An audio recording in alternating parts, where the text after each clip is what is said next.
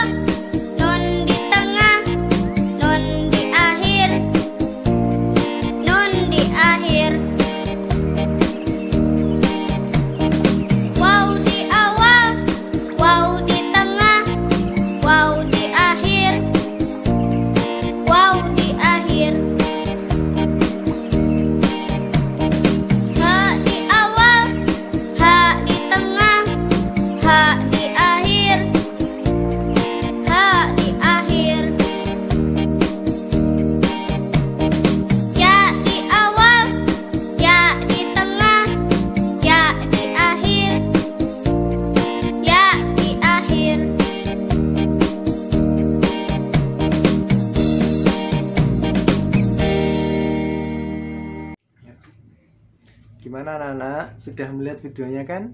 Nah, tadi diajak bernyanyi tentang huruf hijaiyah bersambung. Ya, seperti alif di awal, alif di tengah, alif di akhir. Nah, di situ jadi setiap huruf hijaiyah di awal, di tengah, dan di akhir itu terdapat perbedaan ya. Meskipun ada beberapa yang sama. Kemudian ada tambahan lagi anak-anak, yaitu ada huruf yang tidak bisa disambung dengan huruf sesudahnya. Nah, apa saja itu? Nah, seperti alif, dal, zal, ro, zai, dan waw. Nah, jadi huruf itu tidak dapat disambung dengan huruf sesudahnya. Jadi bentuknya masih sama. Nah, kemudian selanjutnya silahkan anak-anakku semua mengerjakan tugas ya. Mengerjakan tugas, bukunya dibuka halaman 9 ya. Halaman 9. Nah, ini ditulis ya. Yang atas ini menebali, kemudian yang bawahnya menulis ulang sampai halaman 10 ini ya, sampai sa. Oke, dapat dipahami ya, sampai sa. Nah, nanti kalau sudah silahkan difoto, kemudian dikirim ke email berikut ini dan menggunakan format berikut ini ya. Jangan lupa dikirim ke email berikut. Nah, demikian anak-anakku semuanya. Sampai ketemu kembali di pertemuan selanjutnya. Tetap semangat belajar ya, meskipun berada di rumah. Baik, mari kita akhiri pertemuan kita dengan membaca hamdalah bersama-sama. Alhamdulillahirabbil alamin. Wassalamualaikum warahmatullahi wabarakatuh.